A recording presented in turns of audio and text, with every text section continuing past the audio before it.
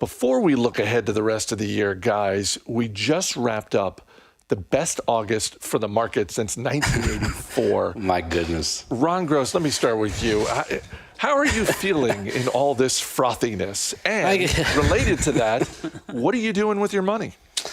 I gotta be honest, Chris. I just gotta be. I think the market's overvalued here, and I know people don't want to hear that, but I just think it is. I love seeing my account balances at all-time highs as much as the next guy. I'm telling you, probably more than the next guy, but I am just wary right here. I think we're gearing up for another correction, or perhaps just a flat market, maybe even through 2021, so earnings can kind of catch up with stock prices, because it's just not sustainable, the valuations I'm seeing out there, especially from tech stocks and from the NASDAQ, but the S&P 500 as well. The timing of a vaccine is a lot of the wild card here, because that will determine when earnings kind of start to get back to a more normalized rate. But, you know, we can't really predict that. So what am I doing? I'm not selling. I never do that based on trying to time the market.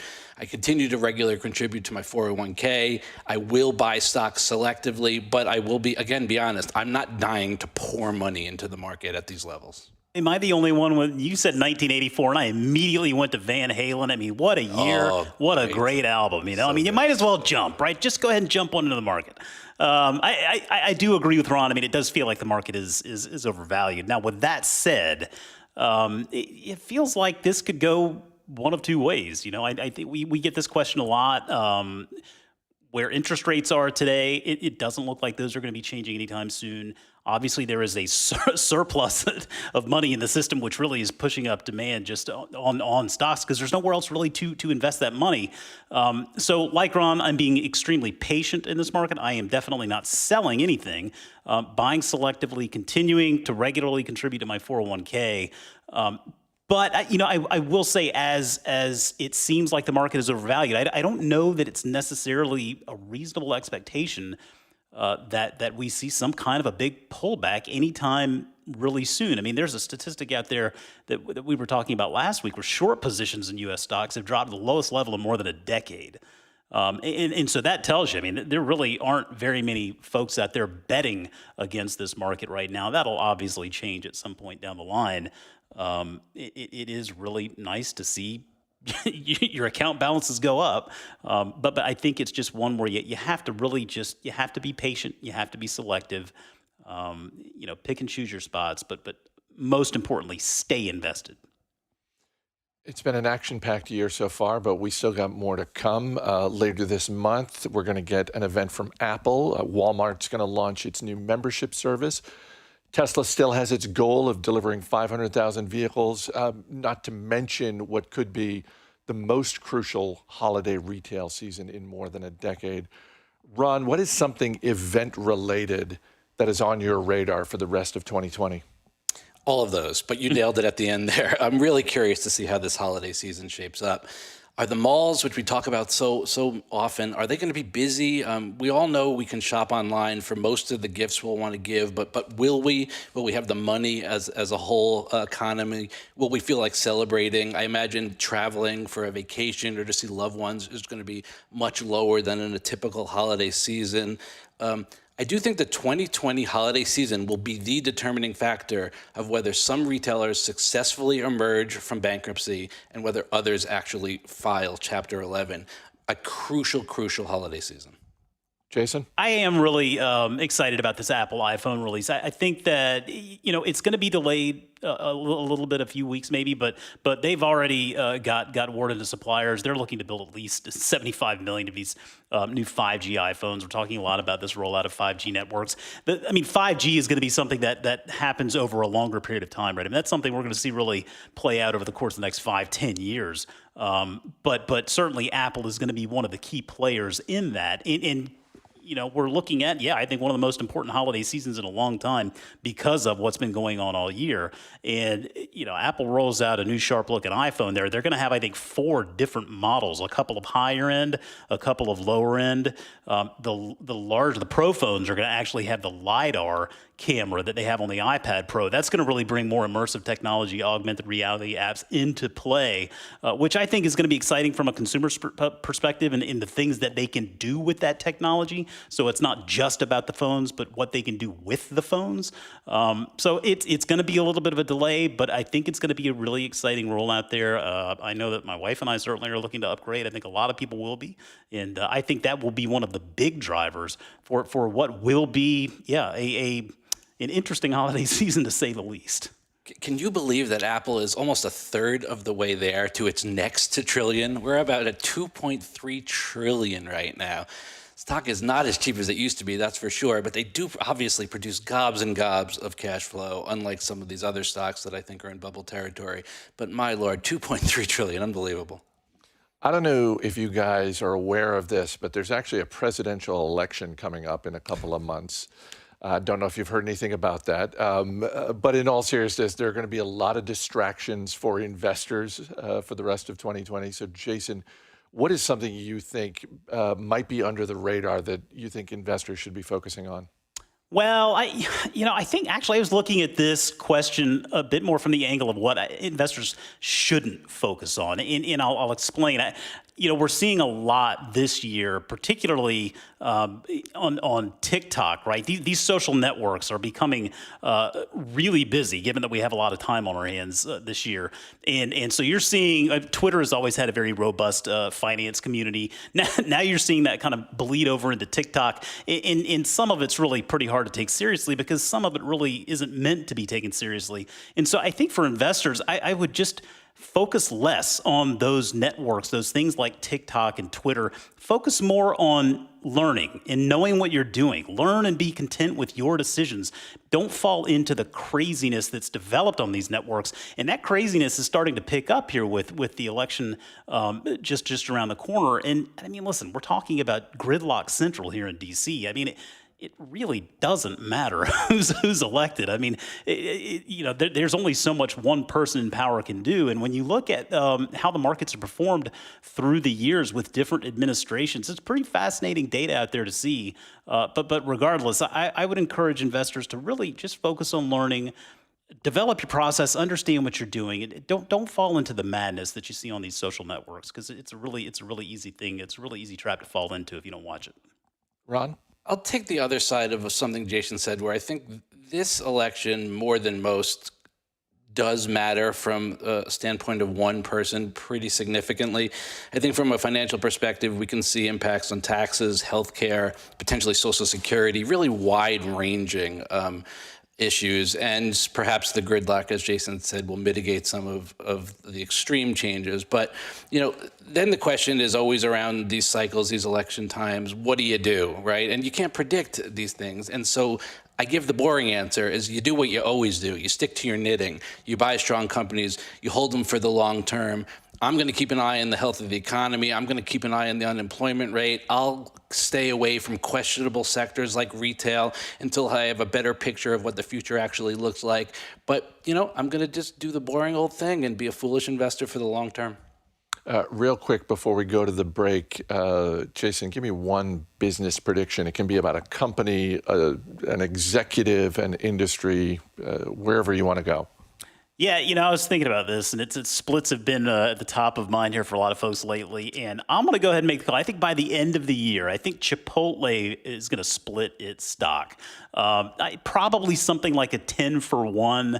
I don't know. I mean, you're looking at $1,300, $1,400 stock price at this point. I mean, the business is performing very well. But I feel like Brian Nickel would like to be able to open the interest up there to that millennial and that younger investor out there that maybe would find a bit of a hurdle there in buying a $1,300 share. And I understand we have fractional shares as well, but I mean, listen, it's an easy thing to do. Companies can split. We say they don't create value, but then you look at what's happened with Apple and Tesla here over the last several days, and it's hard to argue they don't create some type of value. It's maybe not economic value in the company, but there's an argument to be made that they create some sort of value there in market valuation. So I would not be surprised at all to see by the end of the year, Chipotle splits their shares. Ron?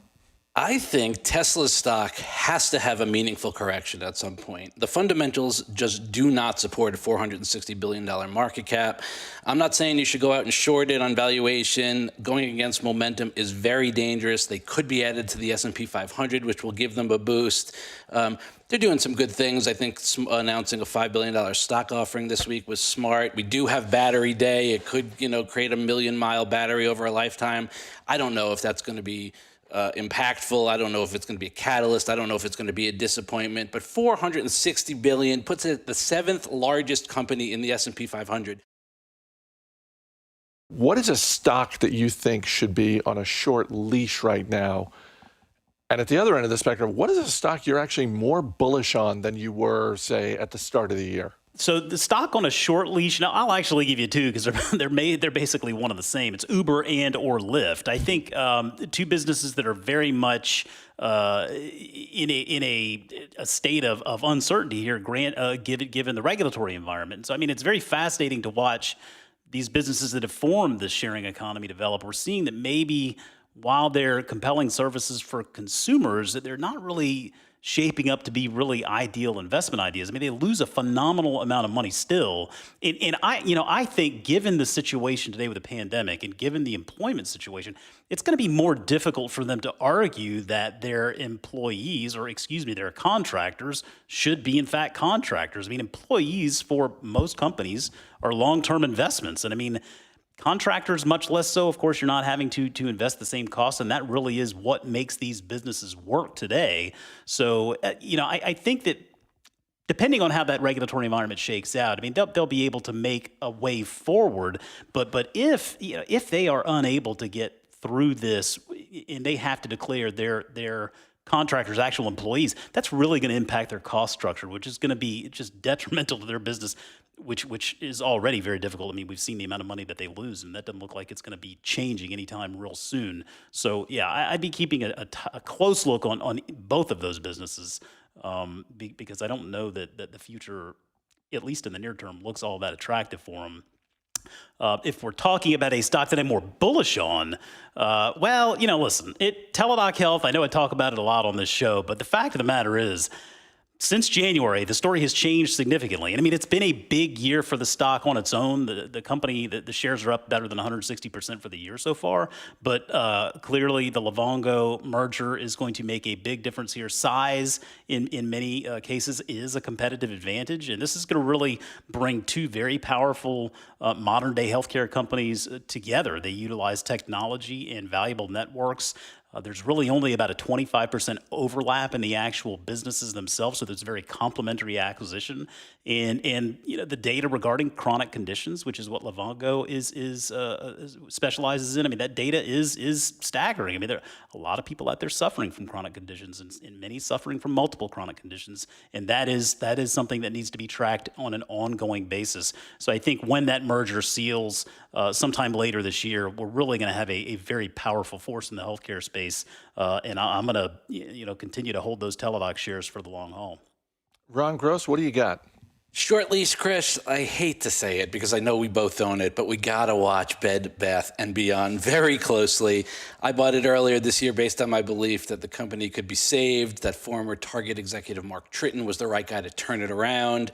Just last week, the company announced another reorg, includes a workforce reduction of 2,800 roles. It'll save $150 million annually.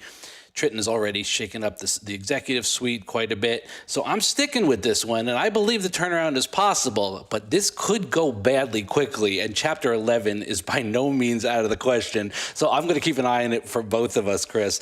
A stock I'm more bullish on, I continue to be bullish on Target, more so now than the beginning of the year. They really impressed me during the pandemic, done a great job with delivery, curbside, in-store pickup, strength across all categories, including grocery and apparel.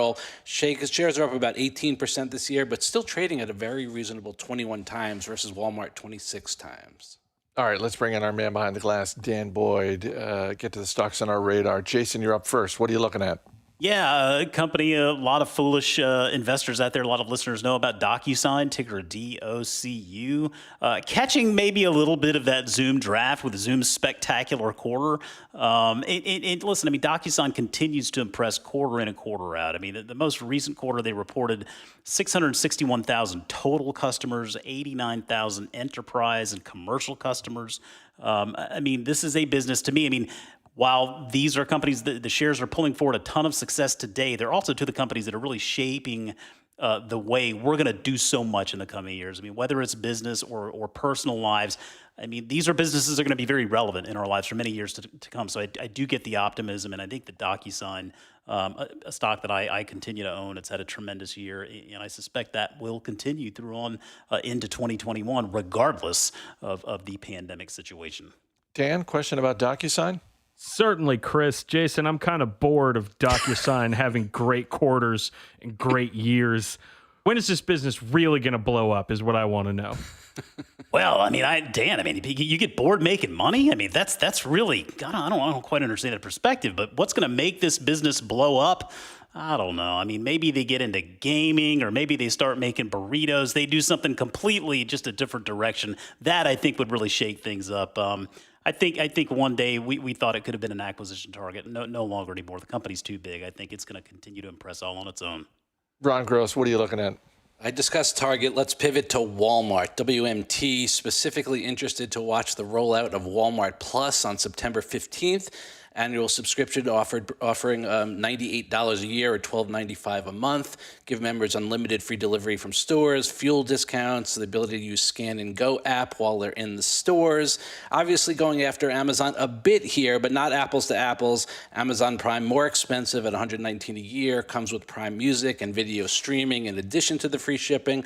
And Walmart Plus, this is important to note, only has free shipping for orders of $35 or more. Dan, question about Walmart? Absolutely, Chris. I'm a huge fan of stealing good ideas and using them for my own personal gain, just like Walmart is doing with their Walmart Plus. Ron, what do you think? What's this Plus going to look like in 1 year? I think they're executing very well. I think Walmart Plus is going to have a lot of members. They already have something similar. They'll transfer those over to Walmart Plus. I think the stock looks good from here. What do you want to add to your watch list, Dan? I'm in the middle of refinancing my house, and I've been using DocuSign quite a bit, Chris, so I'm going to go with DocuSign. Earlier this week, I caught up with Morgan to talk about his new book, The Psychology of Money, Timeless Lessons on Wealth, Greed, and Happiness. We talked about how investors take cues from other investors and the importance of building in a margin for error. But I started by asking Morgan about the genesis of this book. So 2018, you write this long essay called The Psychology of Money. It outlines biases and flawed behaviors that affect how people deal with money. And the response online was huge. I mean, I remember seeing that and thinking, even for you, that was a pretty overwhelming response. Is that the moment when you start to think to yourself as a writer, I think there might be a book here? It was. I mean, for me, that was the genesis of that post was taking together the biggest lessons that I had learned over, at that point, 12 or 13 years of writing about the psychology of investing, behavioral investing, and the history of investing, and just trying to sit down and say, what are the 10 or 20 biggest points that I've learned, and how can I summarize each one of those points with a little bit of depth, but pretty succinctly? How can I get it into each one of those points into like 500 words, something like that?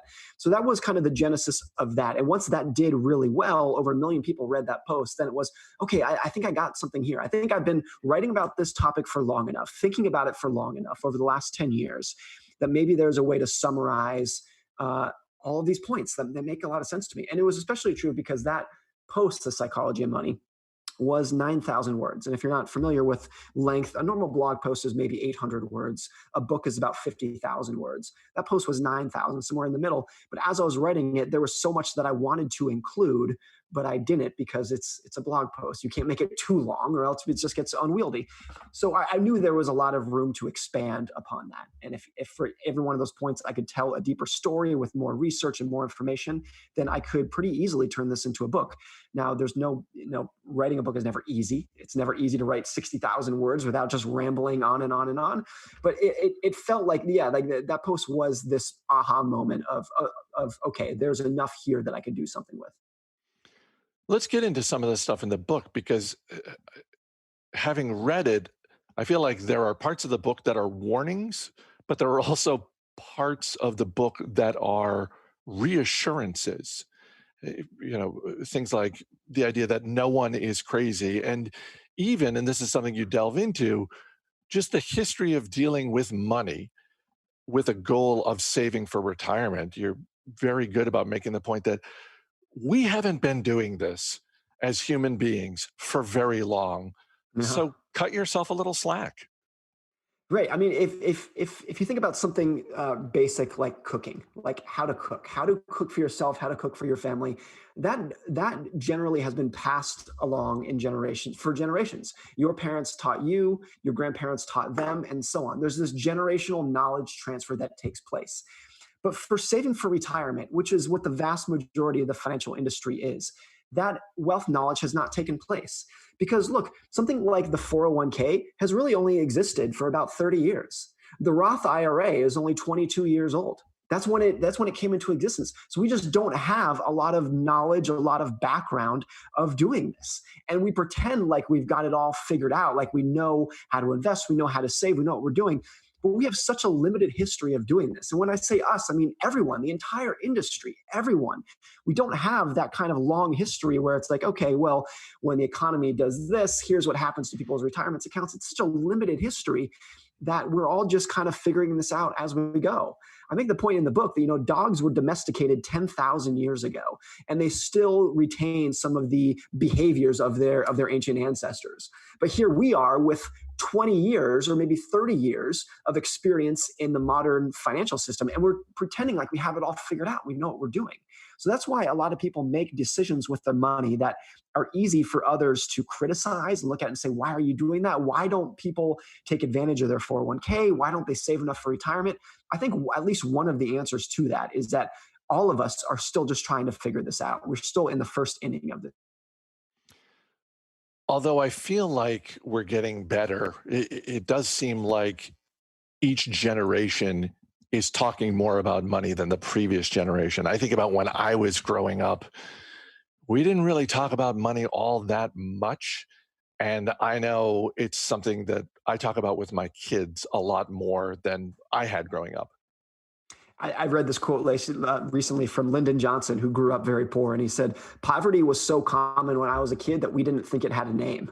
It was just what people would. So you're right that like as the country in aggregate gets richer, it becomes a bigger part of the conversation. Another statistic that you remind me of is that in 1929, when there was a big stock market boom and just before it crashed leading into the Great Depression, only 5% of Americans owned stocks in 1929. So even though it was this major stock crash that pulled the economy into the Great Depression, it was still only impacting a very small minority of people. Whereas today, roughly half of Americans own stocks, either directly or indirectly. It's much more common for what we're doing. One other thing that's a major point that you hint at is that student loans, which is, of course, one of the biggest and most pressing news stories of my generation. I feel like there was this kind of bubble where, for my parents' generation, college was much more affordable than it is today. So the discussion over how are we going to pay for college wasn't as big of an issue, and fewer people went to college. So that topic just was not on the front of people's minds. And then around my generation, it got very expensive, but our parents, by and large, had not saved for us to go to retirement, for us to go to college, because they were still in the mindset of when they grew up, where it wasn't that expensive. Not a lot of people went. Now I feel like my generation, as we are having children, are much more keenly aware of the cost of education and don't want to put that burden burden on our own children. So the level of savings in 529 plans, for example, that my generation is doing for their young children or yet to be born children is much, much greater than it was for our parents' generation. So that's just another example of we are so early in this idea that, you know, the vast majority of people might have an ambition at least to go to college. That's such a new concept and a new idea that my parents' generation, the baby boomers, didn't have that generational knowledge transfer. Their parents did not teach them to open a 529 account and start saving for your kids' college when they were born. That concept didn't exist, but my generation does. So that's another example of, yeah, we're getting better over time, and each generation that goes through this maybe gets marginally better, but we're also just so new to this. One of the chapters late in the book is entitled You and Me. And the striking thing for me in that chapter is how we as investors unconsciously take cues from other investors at a time when we probably shouldn't, because particularly if you are investing for the long term, a lot of the cues that are out there on a day-to-day basis that may inform whether or not you're going to buy shares of a stock, those cues are coming from short-term traders. Right. And it's obvious if I say it, but I think it's so easy to overlook this, that investors play different games.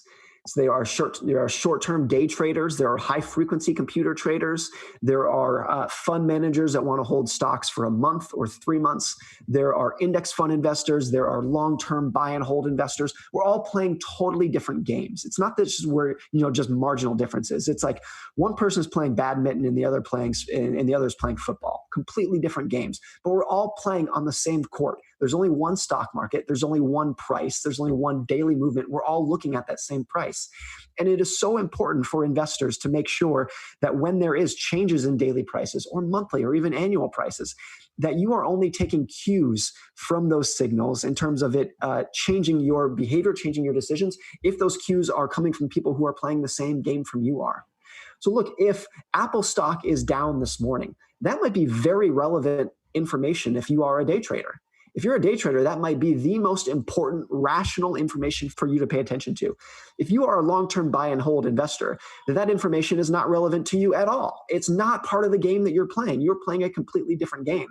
And where this becomes a problem, I think, is when you have, particularly during bubbles, when part of the impetus for bubbles, where they come from, is when short-term traders start chasing momentum. There's momentum in the stock market. They're going to go get it. They're going to jump into the stock market and get that in a rational way, because that's the game that they're playing. They're playing the short-term trading game. So if Apple stock is going to go up this week, they're going to buy into it and get into it. That pushes stocks up even more. And then long-term investors start taking their cues from that. And they say, hey, Apple stock or Tesla stock, whatever it is, has gone up a lot in the last month.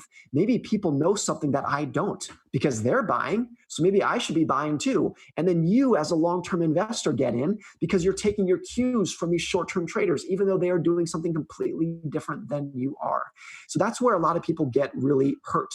One other example I would use from this is during the housing bubble in the mid-2000s. A large percentage of real estate, of condos in Miami that were sold in 2006 were flipped within 60 days. A meaningful percentage of that. So when the prices of Miami condos were surging, that made sense if you are a short-term condo trader, which is effectively what they were at the time. So if you are someone who is looking for a condo in Miami to buy for the next 5 or 8 years, and you're looking at what prices were doing in the short run, it looked really appealing to you, saying, look, prices are going up. People know something we don't about the value of Miami real estate. Let's get in. Let's go in with both feet. Those are the people who end up getting burned, because the short-term traders who were giving the signals to the market, who were moving the market prices, by and large, when the bubble bursts, they're out.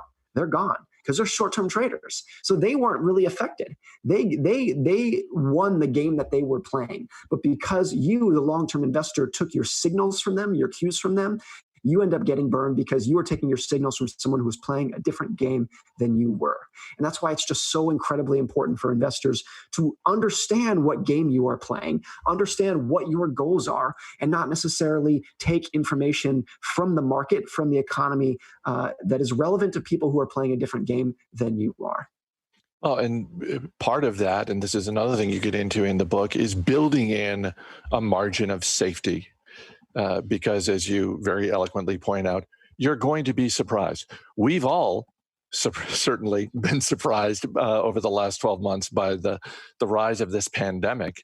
Obviously, that's a global health event, but there are plenty of financial surprises that come, and all the more reason to build in that margin of safety. Yeah, I mean, and not just the pandemic that we've been surprised with this year, but the rally that came after that since March, and now we are back at all-time highs. My friend Ben Carlson, who is a great investor, he tweeted a joke in April, and he meant this 100% tongue-in-cheek. He said, "We're all going to be surprised when the market hits new all-time highs this summer." And he was 100% joking back in April, but that's exactly what happened. So the surprises on both ends, both the pandemic that hit us and the rally afterwards, like if that doesn't humble you as someone trying to make sense of looking ahead at the economy or the stock market, trying to figure out what's going to happen next, and then I think nothing will. But yes, the takeaway from that, like what is the big broad lesson from 2020? It's that we need humility and therefore room for error in our finances. Because if everyone knew exactly what the economy and the stock market was going to do next, or just broadly what it was going to do next, we could be able to have, quite a bit of leverage in our finances in terms of we would have most of our assets in stocks. We would know when to get in, when to get out, but we don't. And no one does, and no one ever will. The most important events that move the stock market or the economy are always the things that no one can see coming. It's not that they didn't see it coming because they weren't smart enough. It's the things that are just literally impossible to see coming. Like, say, the timing of a pandemic, or things like September 11th, like the timing of the financial crisis in 2008. No one could have known when those things were going to come. And therefore, it's just so important to have room for error. And what I mean by that is just, by and large, a sufficient level of cash and bonds in your portfolio so that when the market does go through something like this, when the market falls 35% in a month, like it did in March, that you are reducing the odds as low as you can of having to sell stocks at an inopportune time. That single thing, I think, is the most important variable for how you will do as an investor over the course of your lifetime, is how low can you keep the odds that you will ever be forced to sell the stocks you own to as low as possible. Charlie Munger has a great quote that I love about this. He says, "The first rule of compounding is to never interrupt it unnecessarily." And that's what I think this is all about. It's like you want room for error in your finances. And yes, the cash and the bonds that you own are going to earn a lower return than the stocks that you own most of the time. But if those cash and bonds can prevent you from being forced to sell in inopportune times, whether that is a job loss or a medical emergency, or you just get scared during a recession or during a pandemic, then that is going to allow the stocks that you do own to compound over time to the greatest degree. So that's where you get into like this barbell personality of, I want to be a pessimist in the short run, but an optimist in the long run. And that seems like it's a contradiction, but it's not. I want to be so pessimistic about the short run that I have cash and room for error that is going to make sure, and it's going to allow me to be an optimist in the long run and never be forced to sell the stocks that I do own. What surprised you the most when you were working on the book?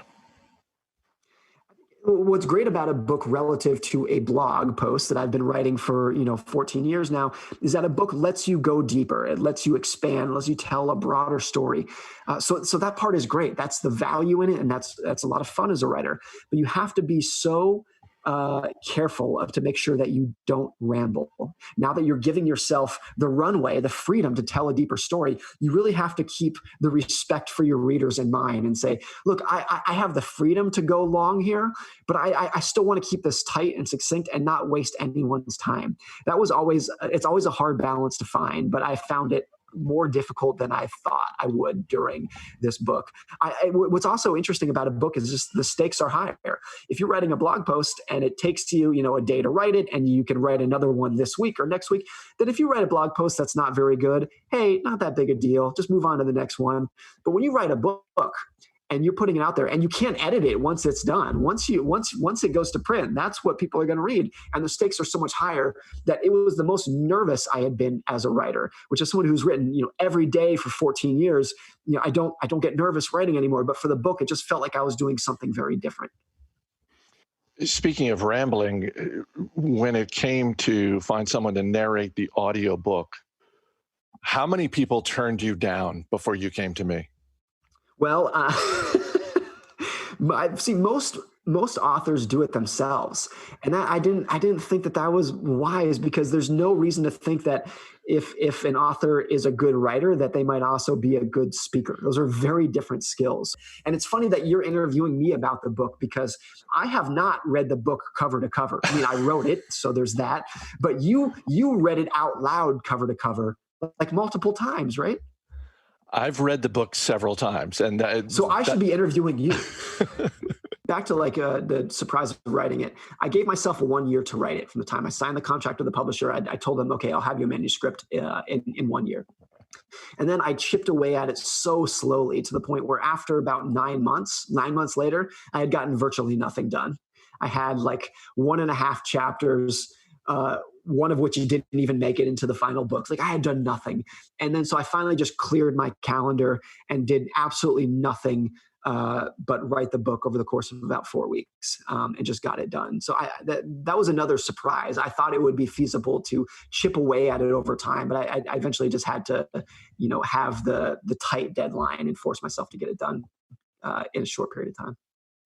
Jason Zweig of the Wall Street Journal calls The Psychology of Money one of the best and most original finance books in years. The book comes out on September 8th, but it is already an Amazon bestseller, so pick up a copy before they run out of them. Morgan Housel, congratulations, my friend. It's a great book that you've put together. Thanks, Chris, and thanks for being a part of it with the audiobook, and thanks for having me today. Just a quick reminder, the market is closed on Monday for the Labor Day holiday. So from everyone at the Motley Fool, have a safe and relaxing long weekend. As always, people on the program may have interest in the stocks they talk about, and the Motley Fool may have formal recommendations for or against, so don't buy or sell stocks based solely on what you hear. That's going to do it for this week's edition of Motley Fool Money. The show is mixed by Dan Boyd. Our producer is Matt Greer. I'm Chris Hill. Thanks for listening. We'll see you next week.